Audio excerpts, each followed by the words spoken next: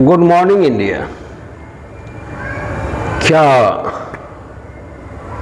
Supreme court के निर्णय के खिलाफ हमारे धर्मगुरु को आना चाहिए था? आज का सवाल। ये जो सुप्रीम कोर्ट का निर्णय है, ये निर्णय मानवता के ऊपर कलंक है, कलंकित कर देने वाला निर्णय है।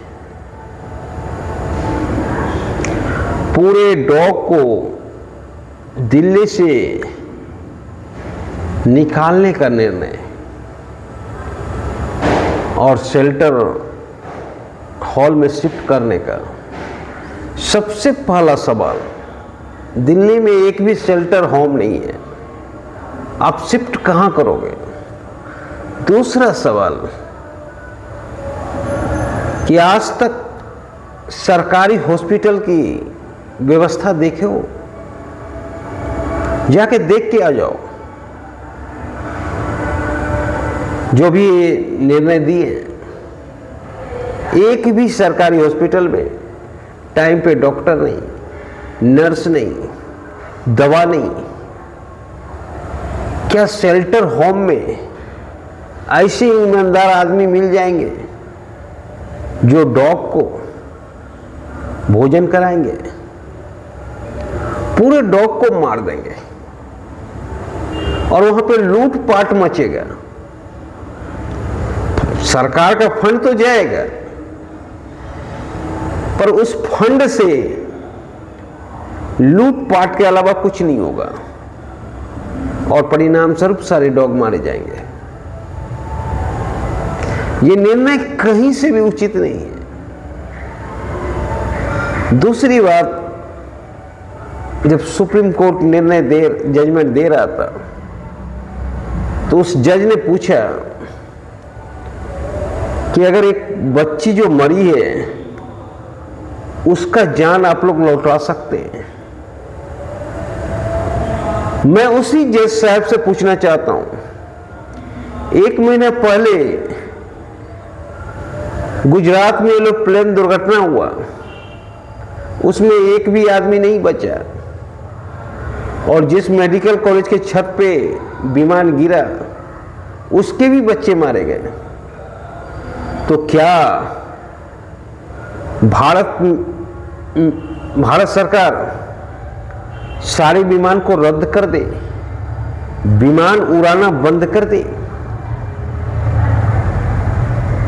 बड़ा जटिल सवाल है। क्या कोई दुर्घटना होता है उसके बाद आदमी चलना छोड़ दे?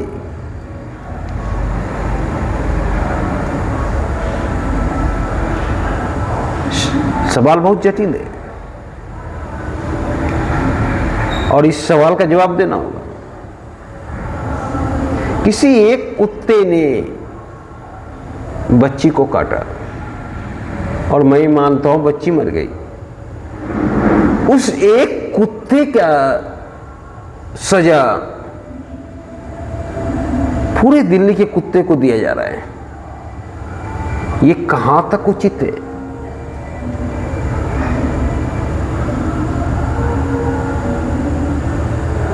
ये तो तुगलकी फरमान है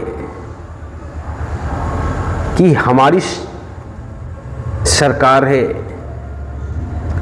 हमें सोचने समझने की शक्ति दी है, इसलिए हम किसी को रहने नहीं देंगे। इसी तरह की ये जजमेंट है, ये मानवता के खिलाफ जजमेंट है। अगर कुत्ते वोट देते तो आज देखते कि आंदोलन और भी उग्र होते, क्योंकि राजनीतिक दल की दिलचस्पी बढ़ती। पर चूंकि कुत्ते वोट नहीं देते, उसे मौलिक अधिकार नहीं है, इसीलिए ये हाल हो रहा है। कुत्ते अगर वोट देते तो कुत्ते को कभी दिल्ली से नहीं निकाला जाता है। जिस तरह की आरक्षण 10 साल के लिए मिला था, अब आरक्षण जब तक भारत भूमि रहेगा तब तक आरक्षण की व्यवस्था रहेगा। कोई भी सरकार आरक्षण को छू नहीं सकता है, ये सत्य है। अगर राज करना है तो आरक्षण को जारी रखना होगा। सरकार की एक तरह से कमजोरी है और कोई भी सरकार आरक्षण समाप्त नहीं कर सकता है, ये परम सत्य है। अगर कुत्ते भी वोट देते तो आज दिल्ली से कुत्ते नहीं निकाले जाते। इस निर्णय के खिलाफ हमारे साधु संत को भी हमारे साथ आना चाहिए, क्योंकि हिंदू धर्म में कुत्ते का पूजा होता है भैरव बाबा के रूप में। कुत्ते में शंकर का वास होता है।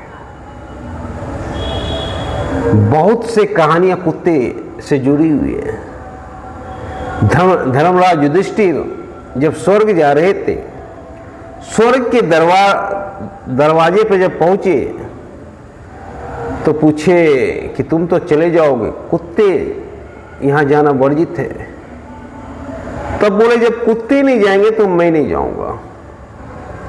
हालांकि वो कुत्ता नहीं था, फिर भी युधिष्ठिर को इतना प्रेम था। तो सोचो, ऐसे हमारे यहाँ धार्मिक भावना जुड़ा हुआ है। तो कहीं कहीं तो कुत्ते का मंदिर है, फिर भी हमारे साधु संत, हमारे धार्मिक गुरु इस आंदोलन से विमुख है। क्योंकि विमुख इसलिए है कि साधु संत है ही नहीं, ना तो उसे गौर से वास्ता है और ना आदमी से। उसे वास्ता है सिर्फ धर्म के नाम पे धंधा करने से। चार्टर विमान पे चलेंगे, 24 घंटा एसी में रहेंगे, और जो सही मामले में साधु संत हैं वो हिमालय की गुफा में पड़े हुए हैं। उन्हें दुनियादारी से कोई मतलब नहीं है। और जो दिखते हैं साधु संत, वो साधु संत है ही नहीं, वो बिजनेसमैन है। अगर कुछ भी बोलेंगे तो हो सकता है कल को सुप्रीम कोर्ट का डंडा उस पर चले और उसका सारा बिजनेस ठप हो जाए। इस डर से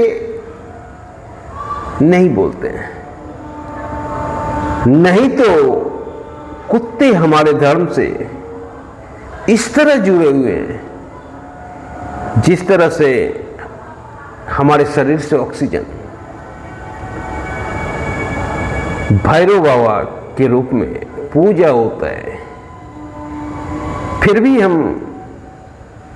भैरव बाबा के लिए आवाज नहीं उठा रहे हैं। ये शर्म की बात है। दूसरी ओर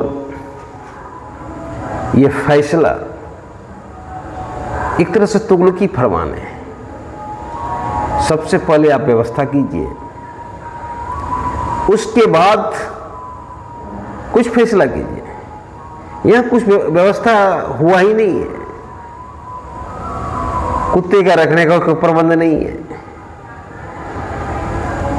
सारे कुत्ते को मारने का प्लानिंग चल रहा है, इस तरह का लग रहा है, और लग ही नहीं रहे। वास्तविक यही है कि सारे कुत्ते मारे जाएंगे। अगर यही जजमेंट रहा तो हमारे साधु संत को भी बोलना चाहिए। भगवत गीता में भगवान श्री कृष्ण स्वयं कहते हैं कि मैं हर जीव में वास करता हूं। मैं अर्जुन तुम में भी हूं, घोड़े में भी हूं, मैं चींटी में भी हूं, मैं घास में भी हूं। तो उस कुत्ते में भी भगवान का वास होगा। पर हम लोग आवाज नहीं उठा पा रहे। ये एक तरह से है हमारी धार्मिक भावना पर भी प्रहार है। इस तरह का प्रहार करने का किसी को हक नहीं है। धन्यवाद।